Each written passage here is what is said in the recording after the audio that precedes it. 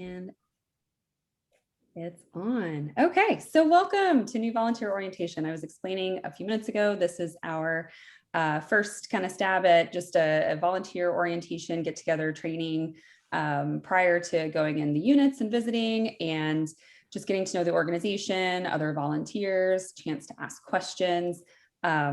Full disclosure, I've actually never been in one of the prisons. I haven't done a volunteer day yet. I started with Storybook last July. And so all of my experience has been through the mailing program. But we have lots of volunteers who have gone in many times. And you will have a team leader when you go in. So you'll be able to talk to them and ask them questions and all of that. And at some point this fall, I will also be doing a volunteer day. So I will get that experience too. But this is information that has come from the volunteer handbook and other sources. So it's all here for you. So we'll go ahead and just get started with a round of introductions. So I just want to hear your name, why Storybook, why did you choose to volunteer here, and then a favorite children's book. And obviously my name's Charlie, I'm the volunteer coordinator at Storybook. I've been here since July and I came to Storybook through my other job where we volunteer with kids and families and got connected to Storybook through Sun, who is the operations manager, I believe is her official title. I think she does like a lot of things. And she asked us if we'd like to volunteer with Storybook, and I came to the luncheon and heard the mission and the story and just immediately kind of fell in love with the whole program. And so decided when I saw the position open, I was like, I have to work for them. They're great. So very happy to be here. And I was thinking about my favorite children's book this morning. I was such a reader as a kid. It was hard to think of which one, but I really love Wayside School is Falling Down. If you've ever read it, it's hilarious. I actually reread it recently and it's like just as funny to an adult. So I think that's probably going to be my favorite children's book that I'll say from now on. So who wants to go next? I will, I guess. I'm Andrea Romero, and I'm pretty new to this organization. So I just fell in love with the idea of it when I saw it advertised somewhere. And I had to kind of just come and find out about it. I hadn't ever heard of anything like it before, I guess. I didn't know anything like this existed, to where you would go and have a chance to help, and make such an impact. I feel like, being a mother myself, I have 3 kids. I feel like that just is one of the biggest things, is the connection with the kids and the mom, and being able to be a part of that with someone that's incarcerated. And I just feel like that's just so magical. And if there was this, chance I could be a part of it somehow, then great, sign up. So I'm glad to be here. Thank you so much. I've worked a little bit in the, in the office doing little things. My daughter, who's 15, she goes in there sometimes and helps out and just loves it. So I'm glad to be kind of on this step of it, to where starting and being a little bit more involved into going into the prison. So that's it, I guess. The favorite book I like to read my kids, going back, they're older now, is I loved The Kissing Hand. I don't know if you guys know that one, but I loved that one. We loved that as, growing up. And then personally, when I grew up, I loved the Berenstain Bears. Like, I read them all. I know them all.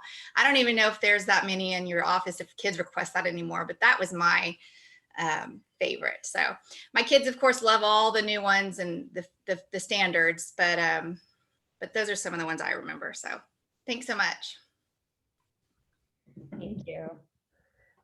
That's great. I'll go next. I'm Sally, and I'm really relating to the books that you mentioned, because I read my daughters, the Berenstain Bears, and they wanted all the different ones, and The Kissing Hand just came up earlier this week. My grandson started kindergarten, and he asked for, those of us that were there, both of his parents and a grandmother and an aunt were there, and he collected the kisses in his hand before he went off to kindergarten. So it was, just really so dear. So I am getting involved with Storybook through my friend Laura Smith.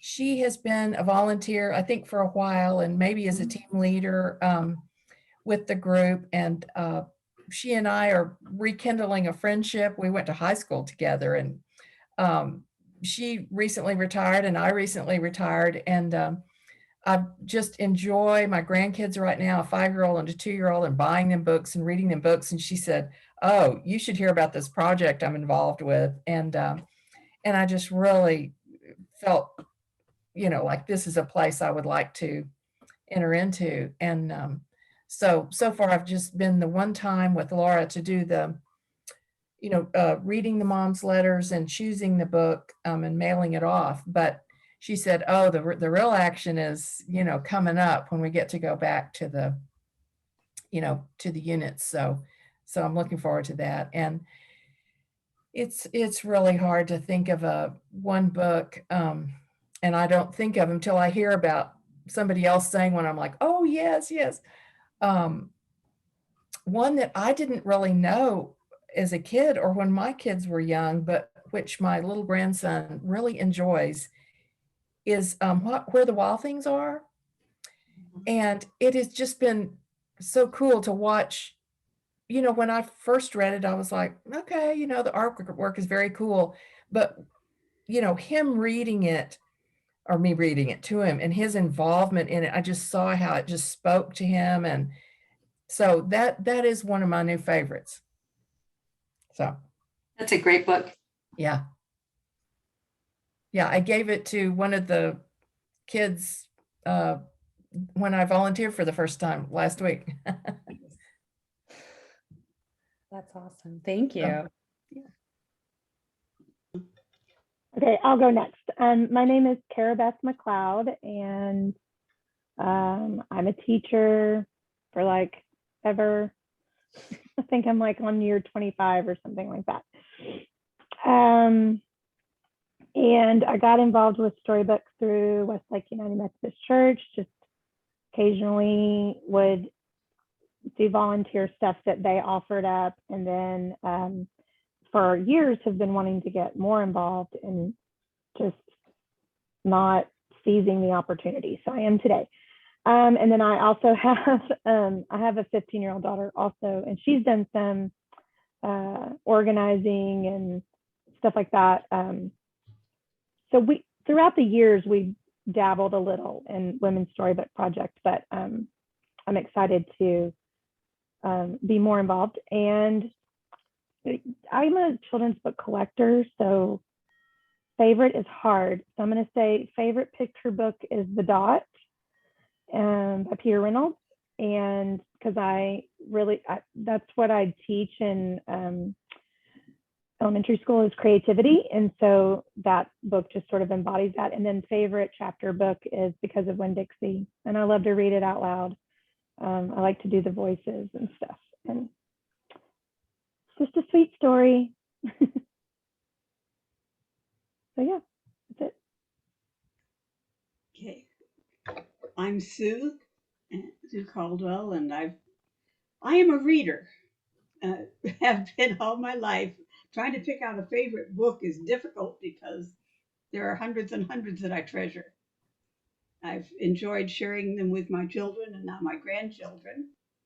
I love the Sandra Boynton ones for the granddaughter, but my favorite book as a child was The Country Bunny and the Little Gold Shoes, in which a bunny who raised 21 children was selected as one of the 5 Easter bunnies because she proved that she was capable of doing it all. And I've been a computer programmer for over 50 odd years, and I have found the ability to do things that people didn't think women could do. So when I heard about this project, I really wanted to get involved to help share reading with others and connecting women and their children. That's awesome, Sue. We're so glad you're here. I will go. I am Jill Gonzalez, the director of Storybook, and I've been here for about 3 years, and it's my great joy. I've always been I'm a children's book nerd, basically. I've been a teacher and a reading specialist, and then I was with another literacy nonprofit. And when a colleague sent me the posting for this job and said, do you know anybody who might be interested? I read it, and then I went to the website and watched the videos and just was crying and went, well, that's me. That's what I need to do next. And so I'm so glad to be here. And I was thinking about this, and all these books pop into my head. And as a child, my favorite children's book, it's not politically correct, but it was The Five Chinese Brothers. Oh, yeah. And I loved that book because they each had a special talent and could save each other from certain death by trading places. And it was exciting and different. And as an adult now, my favorites change all the time because there's so many new books all the time. I think my favorite chapter book is Tuck Everlasting. It's not new, but I adore that story. And then my favorite current children's book is called Milo Imagines the World, because it absolutely is about what we do. It's about a little boy who's going to visit his mom in jail. And it's beautiful because he imagines the world one way, and then his perspective changes and he gets to reimagine it. And that's my favorite. And I'm so glad you all are here today. Thank you for coming. Milo's great. We have that book in the office. So if you're ever in there, you can read it. And a mom actually just requested it almost by name. She said, I want the Milo book, Milo something. And she had the title off, but I was like, oh, wow. That's fantastic. I know. And we actually had it. So that was great. That was great. I think we have Janet. Are you able to introduce yourself? Yes, can you hear me? Yes. Yes. Okay, I can't get the video to work. I'm not really sure why, but I'm not actually a new volunteer. I've been with y'all, looking back, I think it's been since early 2018, so a while. I'm really just here because we haven't been in for at least 18 months now, and just thought it probably wouldn't hurt just to hear a refresher. So that's really my reason for being here. As far as favorite children's books, growing up, I was really into the Little House on the Prairie series. Really enjoyed reading about life a time when life was just simpler. And of course, life is even more complicated than it was back when I was growing up. But I just was always gravitated to those books, and even as an adult, I have read them. So yeah, that's my all-time favorite, but I agree with everybody. There's tons of good children's books out there, and it's really hard to just pick a favorite. There's just lots of good ones. Absolutely. Oh, my cat's joining. So his name's Buddy. All right. Well, thanks so much for the introduction, everyone. We're just going to jump right on in with a little bit about the Storybook project. And so our mission is connecting children with their incarcerated moms through the joy of literature. And that's a photo of our founder, Judith Dolnig. She's still on our board and very, very involved. But I believe she's maybe stepping away soon. I'm not sure. So she founded in Storybook in 2004 after hearing about a similar program and deciding that it was something she needed to do. And it was all volunteer run until 2012. So she was a volunteer and everybody involved, no paid staff at all, which is pretty incredible. It began just at one prison with a handful of volunteers. And as of this year, we now serve all 12 women's prisons in Texas. So we've added, I believe, 2 in the last year. And we've been doing all 12 with our version of the program where we do it through the mail this past year. So very exciting. We hired staff in 2012, and now we have a team of 5. It's Jill and Son are both full-time. And then there is myself and Ismail, who does the tech he'll be doing some of the tech trainings if you're going to be doing anything involving operating the recorders and that sort of training. And Marlene just joined us as an administrative assistant. So we have a small team. We still rely very heavily on super committed volunteers. So we have many volunteers who have been with us since the beginning, many volunteers who've been with us for 5-10 years. Really just speaks to the connection people build with the program. And they are just, help us do everything. It's incredible how many volunteers we have who stay for that duration. So hopefully you'll be one of them too. And we'll hear from one of our very first volunteers. So let's hope that this video works. Can y'all hear that?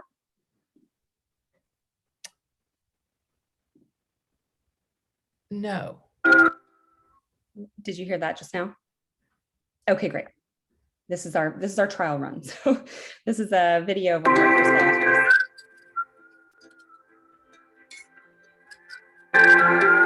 Hi, I'm Jeri Saper.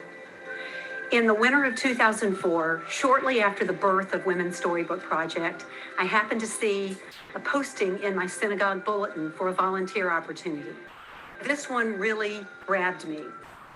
Going into prisons, working with moms, helping moms and children build bonds through books, all of those elements spoke to me. My first visit to Gatesville was a little tentative. I was nervous as I could be going to prison, but boy, by the end of the day, after an experience that is just too hard to even describe, I walked away with my heart bursting. I can say that this is one of the biggest highlights of my life. I love that. I love that she says it's one of the biggest highlights of her life. I find that to be extraordinarily impactful. She still is super involved with us. And if you haven't met her yet, you might get to at some point. We did a volunteer series of videos this past year to kind of just share with people on our social media. And some of these I thought just spoke really well to the experience volunteers have and can help a new volunteer kind of make a connection. So Jeri talked about going into prisons for the first time and being nervous. So we're going to talk a little bit about what the visitation day looks like. And we'll go through just kind of a schedule. Of course, this will be a little bit different depending on the unit that you are going to.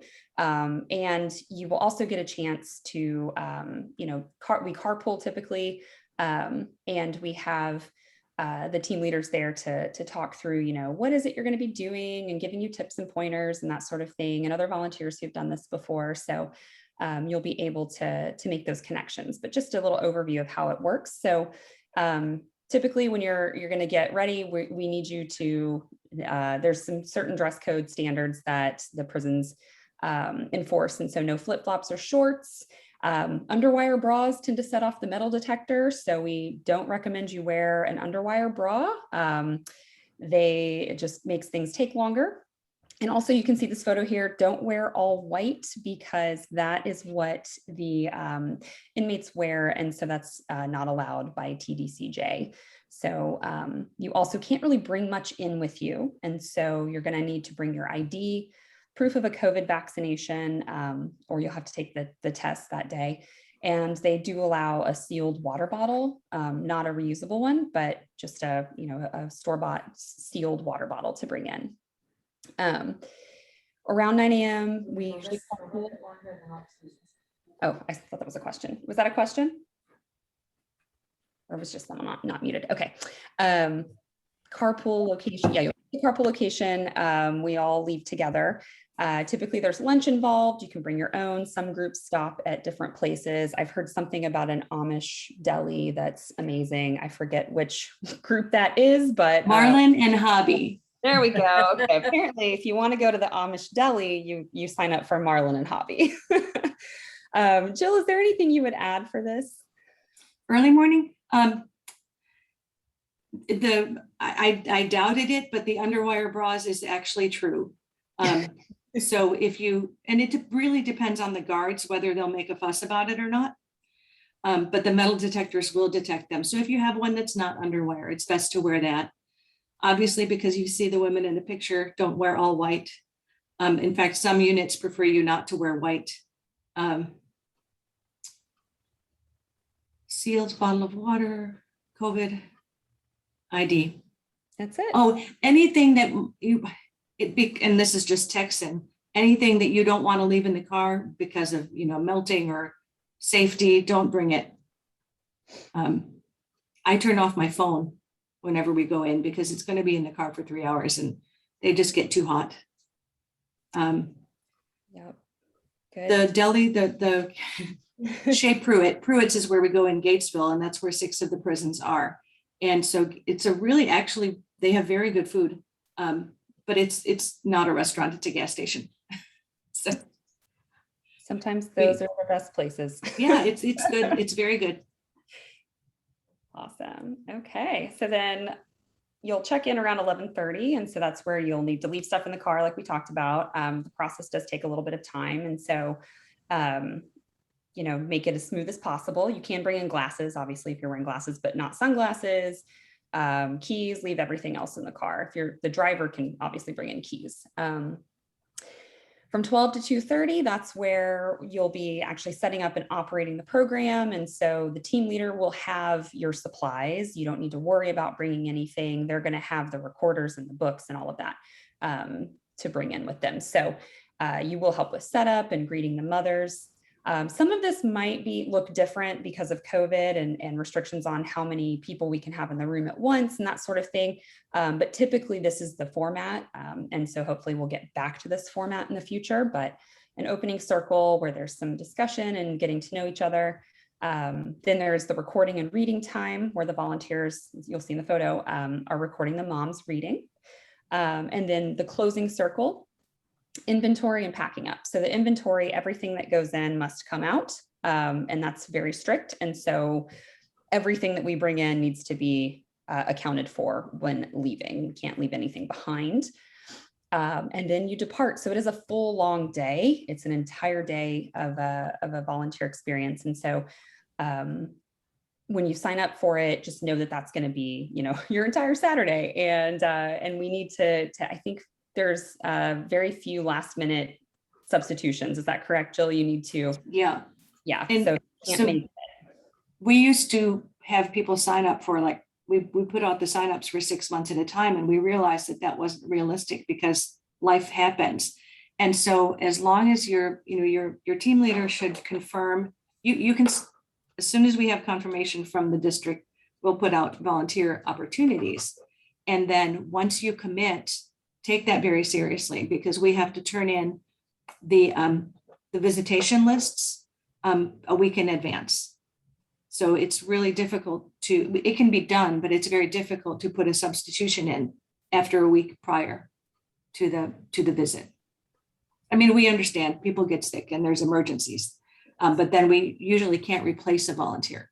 It's just that volunteer doesn't go. Does anyone have questions at this point? And we're happy to answer any.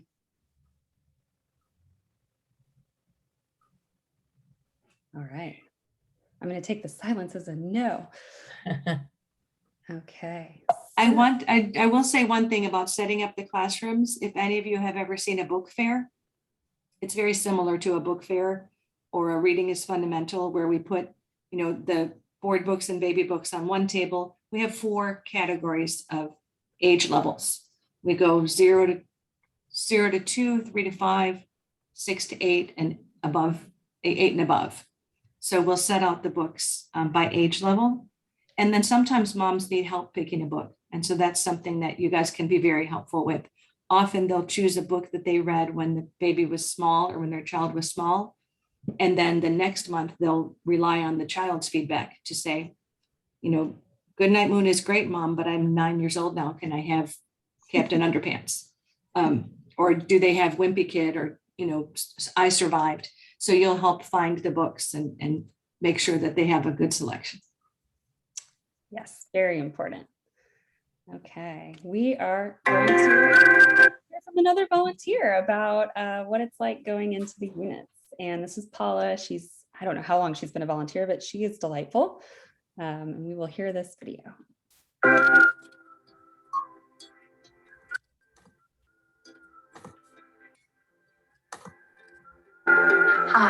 I'm Paula Jameson, and I'm here today to share with you some thoughts on why I love being a member of Women's Storybook Project. Storybook Project is all about the power of connection, also the power and the love of literature. But the real joy is the days that we go to drive to the prison. It's very moving to be with these women because they are so surprised that we even care, and they are very excited about doing the program.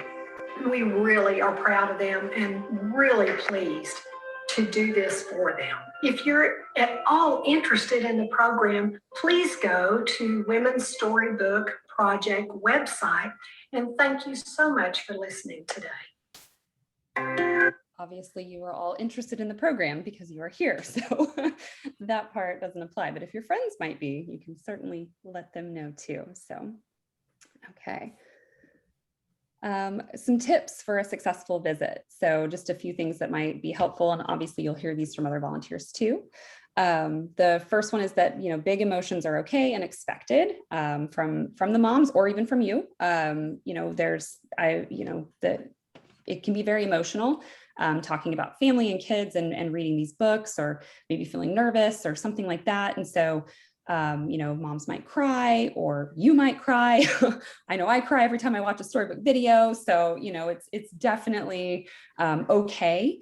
And, part of your role as a volunteer is sitting with that and just kind of holding space for them and being able to encourage them through the reading process. And so, part of that's going to be putting mothers at ease, especially, if they're nervous to read, just give them that encouragement, let them know their kids are going to love the book regardless, they're going to want to hear their mom's voice, and that they, can start and take their time with it.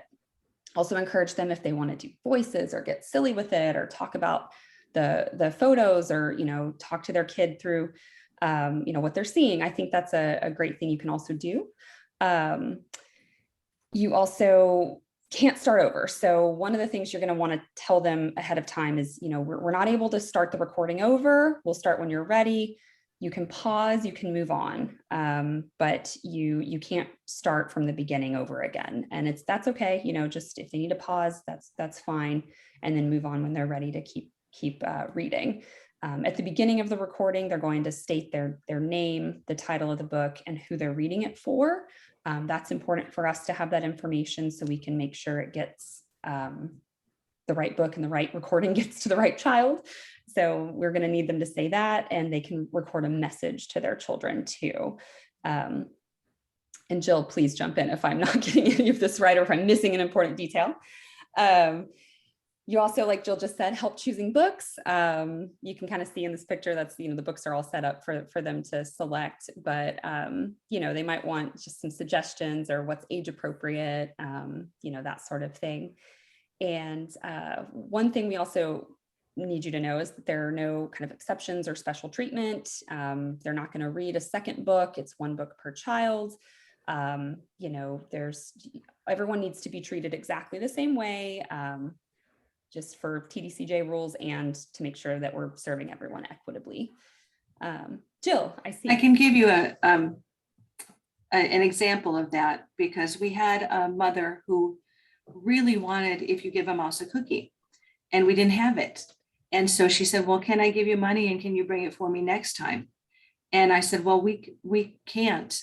We can check in the office and see if we have it, but you can't pay us to bring a book. That's not okay. We can't have money changing hands. And so I said, we'll absolutely check in the office. And if we have the book, we'll bring it.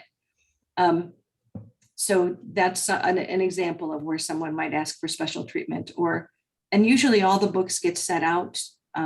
Someone might occasionally ask, well, do we have any other boxes? Can we look in the other boxes?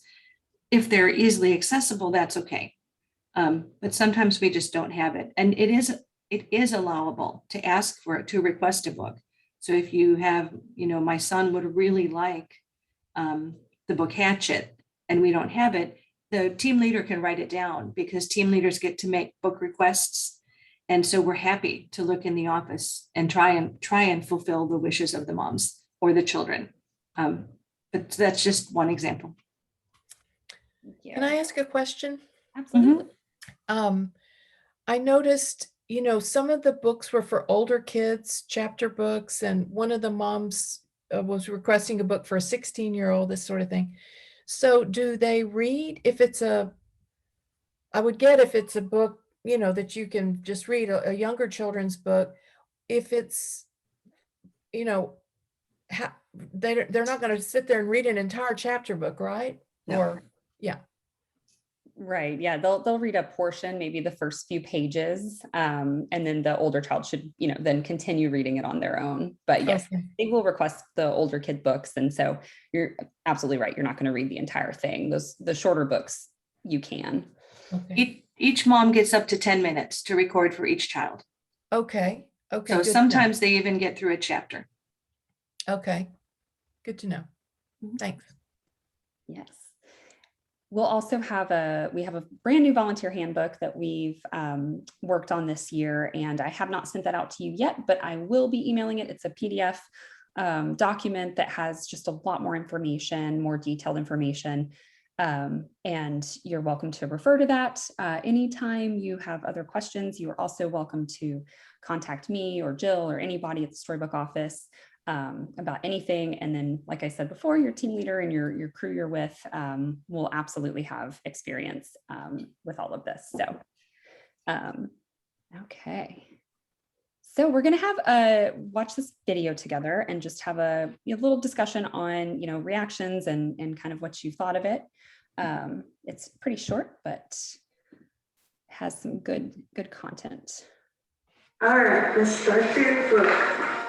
When you're at school and you miss me, your love travels all the way along the string until I feel it tug on my heart. As long as love is in your heart, the string will always be there. And from deep inside, they now can see clearly. No one is ever alone.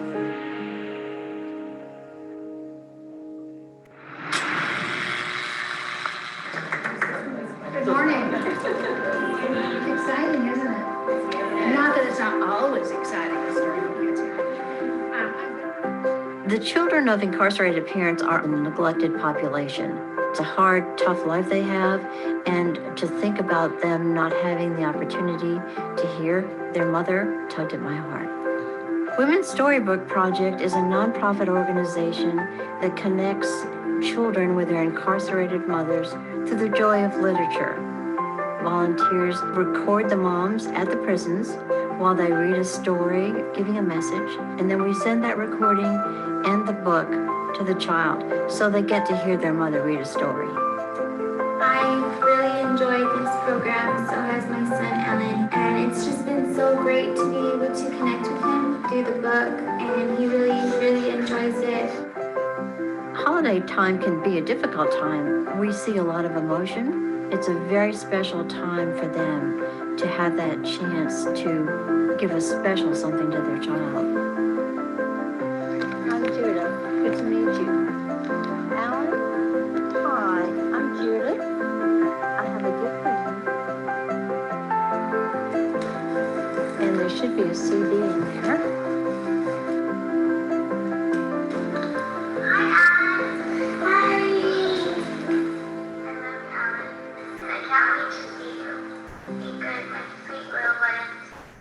I know that the children are really touched and feel a closeness to the mom when they get the recording. A child has a chance to hear his mom, to hear that he is loved, that the mom says, I love you, and there's nothing that can replace that. I have 3 children. The one that I'm reading to, her name is Carly, and she's 8 years old. I haven't seen her since she was about 11 months old. I love her. I don't ever stop loving her no matter what. It makes me feel like I'm not alone and she's not alone and we're connected.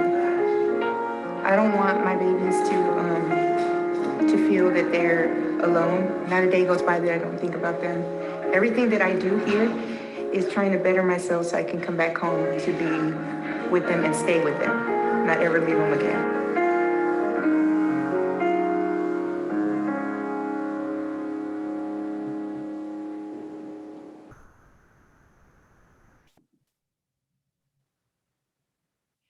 like I'm already tearing. I can't watch them without just like, oh, especially when like he responds to his mom and says hi. I'm just like, waterworks.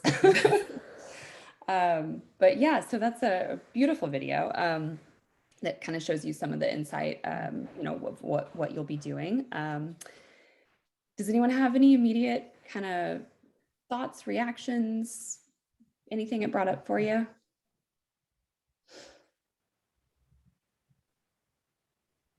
Well, I agree with you. It's so moving, you know, that they get to make connection. And I love that they can kind of, the moms can decorate the books, and, you know, it's another way to personalize it and personalize that connection. It's so dear. Yeah, it's great. I have a question or comment. I mean, of course, that was moving and beautiful, and I cry all the time at that stuff. And every letter I read when I'm in the office, I cry. It's just so, again, impactful. I think that this is what this is doing. But since I'm naive and don't know how actually this works, can you just explain quickly, what are we? I know I see CDs there, but how are we recording them?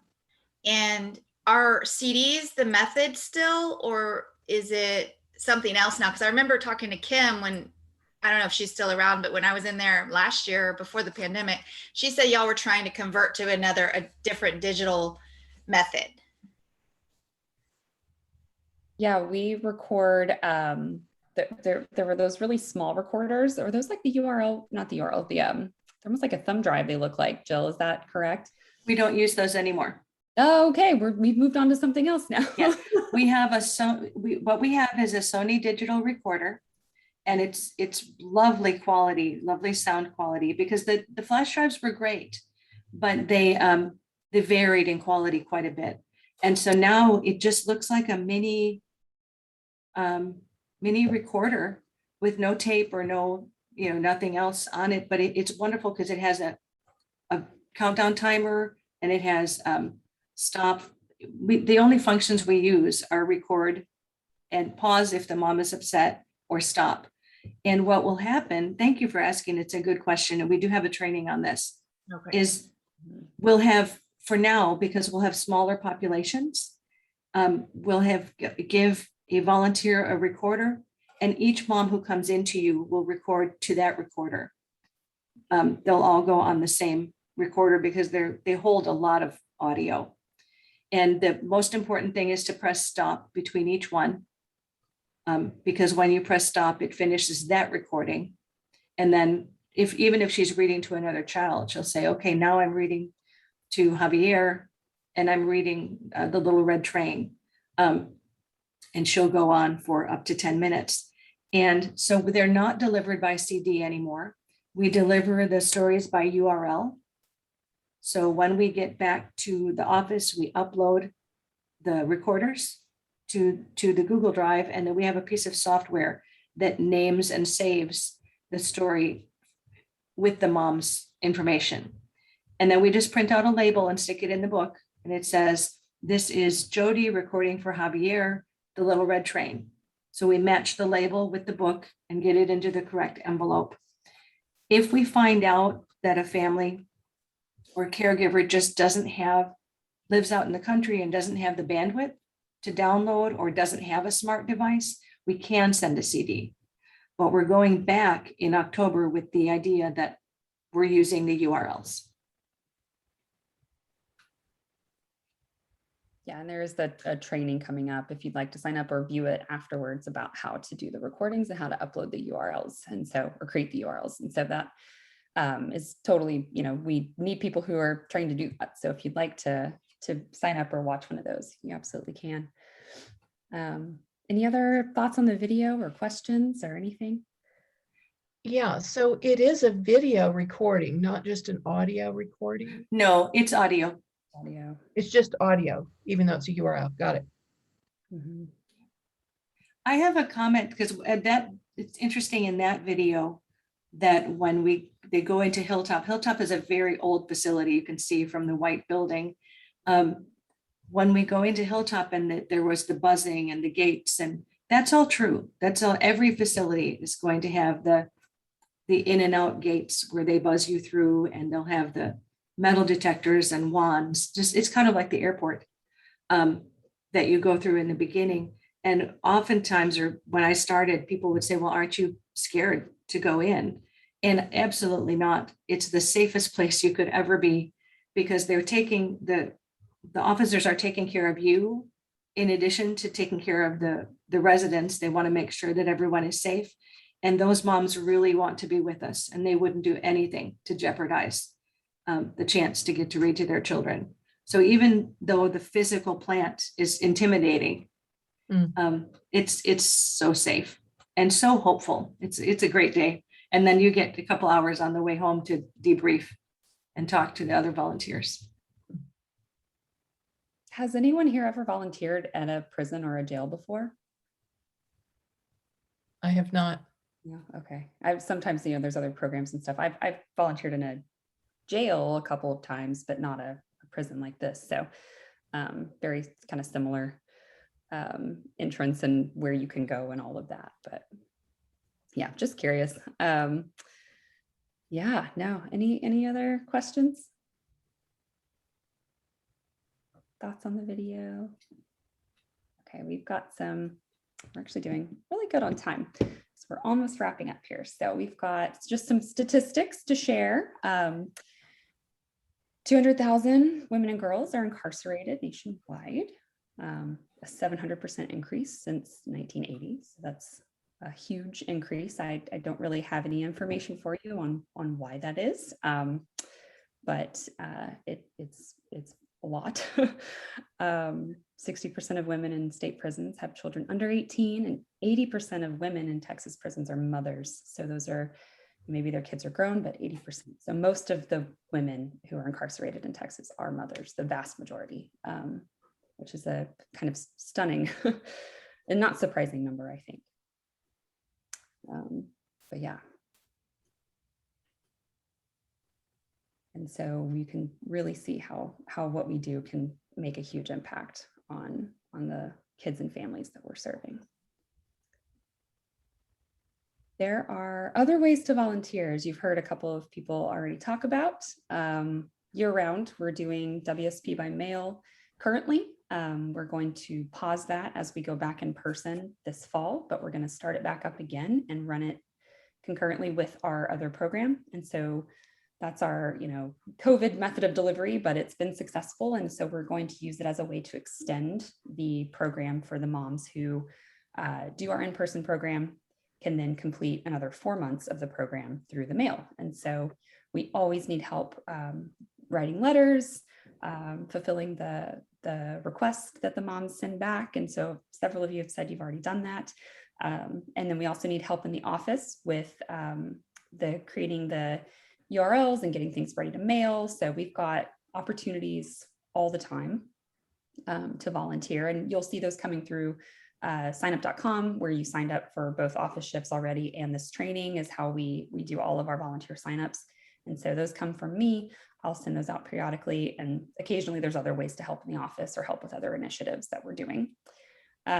We do some outreach. So Texas Book Festival, we're going there in person, hopefully, COVID pending, all of that, but just a way to do some outreach and talk to people about what we do. It's great to have volunteers at the table for a couple hours of the shift to just, share our good work with the community and encourage people to sign up as volunteers or donors, and just a great way to do some outreach. We also have a Barnes & Noble book drive every year. I don't know if any of you have participated in that before, but it's around the holidays. We have a location in Round Rock and a location, Sunset Valley, the South Austin location. I think, Jill, we got almost 2,000 books from that last year. I want to say 1,600, I think. Yeah, like a lot. And we only send out new books. And so this has been a huge, asset to us. And so we are actually looking for someone to be the kind of chair and take the lead on coordinating with the stores. But I provide volunteer support through setting up shifts and getting volunteers there. Our volunteers go to the bookstore and just talk about Storybook with customers and tell them what we do and let them know that there's a book drive happening if they wanted to select a children's book to purchase when they're finished shopping, and then they'll set that aside for us. And so we periodically go and pick the books up throughout those 2 months. And so really another fun way to just talk about Storybook. And we usually pair up volunteers or have a few people there, so you're not just by yourself. So you could go with a friend. We do book inventory at the end of the year. So if you are a very detailed, meticulous type of person who likes to, make sure everything is in its right place, I think book inventory would be for you. It's very helpful. We do counts and reconciliation and making sure we have an accurate count of our books. And then our luncheon is in April. It's virtual and in person, hopefully this upcoming April. Opportunities to volunteer at the luncheon. I think the committee meets to plan it, and also you could always volunteer to be a host if you feel like that's something you'd like to do. So lots of ways to volunteer. You're also, if you have something you want to share with us, if you've got a talent or a skill or something that you really see that we have a need for, we welcome your input. And if there's a way that you want to get involved, you can also always become a team leader or work on other kind of more leadership roles, like chairing the Texas Book Festival, chairing the Barnes & Noble book drive. So if you decide you want to get more involved later, you can always do that too. So we like to keep in touch. Questions or anything?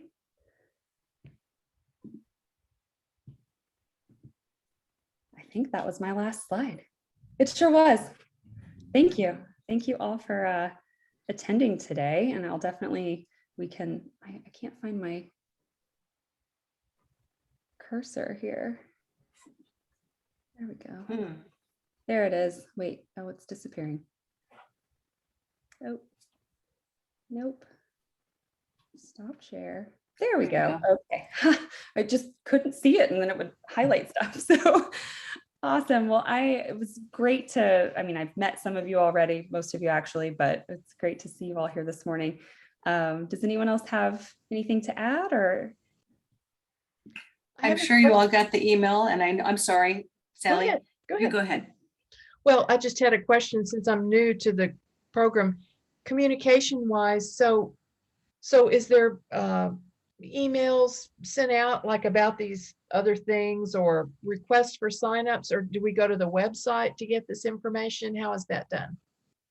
Yes, I send out emails that hopefully don't land in your spam folder. Occasionally it might. I send it out through our MailChimp account. So it's one of those kind of, newsletter looking emails, and it has the link to the sign up. And so whenever there's opportunities coming up, I'll send out a new email for those. But that's our current system. And if you've signed up as a volunteer, you get added to that active volunteer list, and then you'll just receive sometimes a flurry of emails from me. So apologize if it's too many. I just wanted to add that we do have a store. I hope you got the email about it yesterday.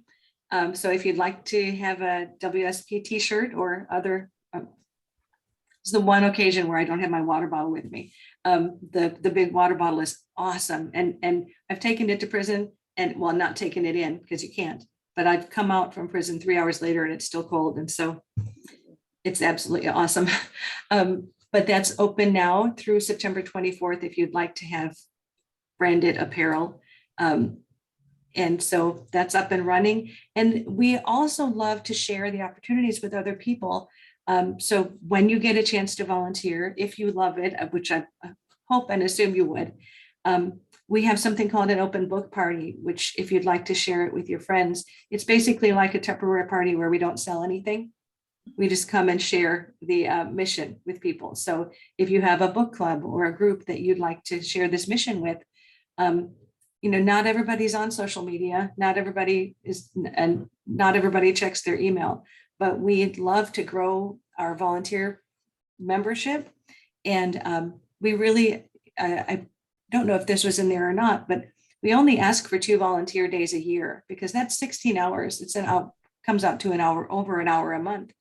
And some people love it so much that they do much more than that, but we only require 2 Saturdays a year. So it's not a big ask other than getting you trained and getting you a letter to go in. But we'd love to share that with people. So, and I'm so excited that you're all here today. It's so fantastic to bring you in. Have you all gotten your letters? The TDCJ letter, right? From TDCJ? And done the online training? Oh, yes. Okay, so I know that Carabeth, have you filled out your application? No. Okay, No, I'm you need to do that. I know. Go ahead and do that. I'm And really glad because you're reminding me, though. I was just. it's a gonna good thing to do because they're very slow. Slow, right? And they got behind during COVID. And I just was talking to the wonderful woman. They're so understaffed, and everybody is. But she said she will do her darndest to get everybody approved before October that has already applied. Okay. So you should have your letter, and you can always call TDCJ So to where check will on I your find the status. link? I will be happy to send you the link, or you can Thank just you. Google TDCJ volunteer application. Okay. So I'm sorry, I don't know what you're talking about either. So we must, we must have to do something in order to do this with the state or the government. There's a step. Absolutely. So have you applied on the WSP site? No. Okay, that will simplify everything. Okay. You just go to womensstorybookproject.org Okay. and say apply to volunteer. Okay. Then we have Cynthia, who is our intake person. She will send you the links. She will send you everything you need to do. Put it on your fridge. Okay. You can train online right now because of COVID. Yeah, and now I do have that on my calendar to hurry and do that because of COVID. Okay. And Jill, don't send me the thing. Don't add another thing to your list. I'll sign up on the website and do what I'm supposed to do. But I do have one more other question. Andrea may not be finished. Did you get your question answered? Okay. Just out of curiosity, now that you have this store, would you recommend that we get some merchandise to wear the day we go to the prison, or it's totally up to you? Whatever? It's not, no, it's the store. We have a volunteer who has been with us for quite a while, probably 5 years. And she works at the place where we're doing the store. And so she offered to do the store for us. That's nice. And we said, fantastic, because it allows people to purchase something, and then it benefits the program. And then also people will ask you about it when you wear it. Absolutely. Mm-hmm. Absolutely. Yep. It's good all around. Yep. Okay. Yep. I don't have any. I need to go get myself something. So I'm going to buy something from the store. Yeah, I ordered my shirt yesterday. Thank you, Jill, for all your help. You're welcome. I do have a question. I'm signed up for the URL work in the office, not going to the prison. Do I still have a certification program to go through? No. Okay. Nope. No, you're fine. Just the next training about doing the URLs. Right, I'm signed up for that. Great. Well, hooray, that's fantastic. I'm glad you'll be doing that. Yes, yes. I've lived with computers most of my life, so. Awesome. It's not hard. It's just It'll be fun. meticulous. Yes. Yeah. All right. Well, thank you so much. I hope this was helpful. I hope it was a good experience. Definitely gonna, make any changes or whatever we need to do going forward. But I'm so glad you were all here today. And yeah, just let me know if y'all have any other questions. And I hope we all get to see each other in person in October. That would be great. Thank you, Charlie. Thank you, Charlie. Thank you, everybody, for coming. Thank you for doing it. Have a great day. Day.